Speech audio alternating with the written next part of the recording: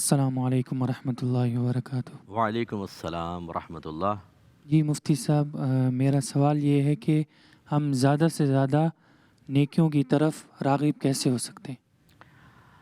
جی دیکھیں، سب سے پہلے تو ہمیں دنیا میں آمد کے مقصد کو سمجھنا چاہیے۔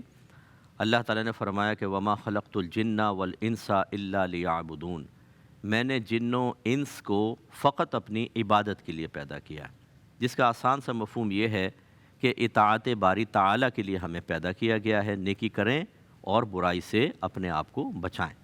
جب یہ مقصد حیات ذہن میں آئے گا تو پھر انسان یہ ذہن بنائے گا کہ جب ایک مقصد کے لیے کسی کو کسی جگہ بھیجا جاتا ہے اور اس مقصد کی تکمیل پر انعام کو موقوف رکھا جائے تو مقصد پورا کریں گے تو انعام ملے گا، ورنہ نہیں ملے گا۔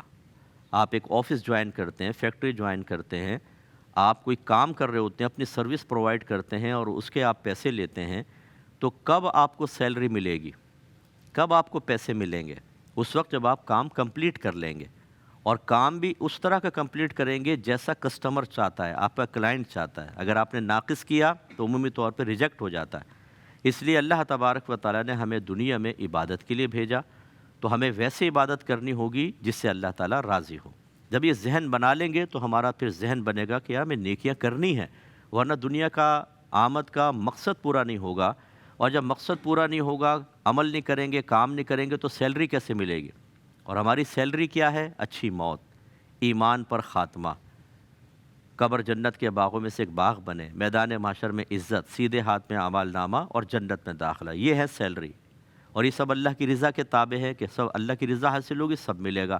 اس کا مطلب ہے کہ پھر ہمیں نیک عمل تو کرنے ہی ہوں گے تاکہ دنیا میں آمد کا مقصد پورا ہو۔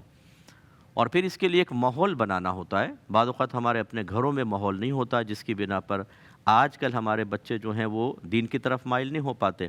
تو میں اکثر اپنے اسٹوڈنٹس کو سمجھاتا ہوں کہ آپ اپنے پیرنٹس کی گرفت نہ کریں کہ جی ہمیں گھر میں ماحول نہیں دیا، دیکھو دین نہیں سکھایا، یہ شکایت نہ کریں۔ ان سے جتنا ہو سکا کر لیا، لیکن آپ اور ہم اپنی ذمہ داری، اپنی ڈیوٹی کو سمجھیں کہ کل جب میری فیملی ہوگی تو مجھے اس کو کیسے اللہ کی طرف مائل کرنا ہے، اور اس کے لیے لازم سی بات ہے کہ پہلے مجھے خود پریکٹس کرنی ہوگی۔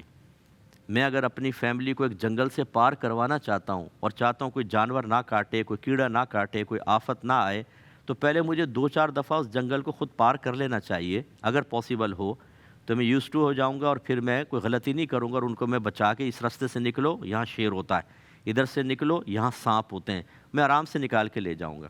اس لیے ہمیں خود پریکٹیکل کر کے پھر اپنی فیملی کو ان تمام دنیا، نفس، شیطان اور مخلوق کی آزمائشوں اور فتنوں سے بچا کے لے کے جانا ہوگا۔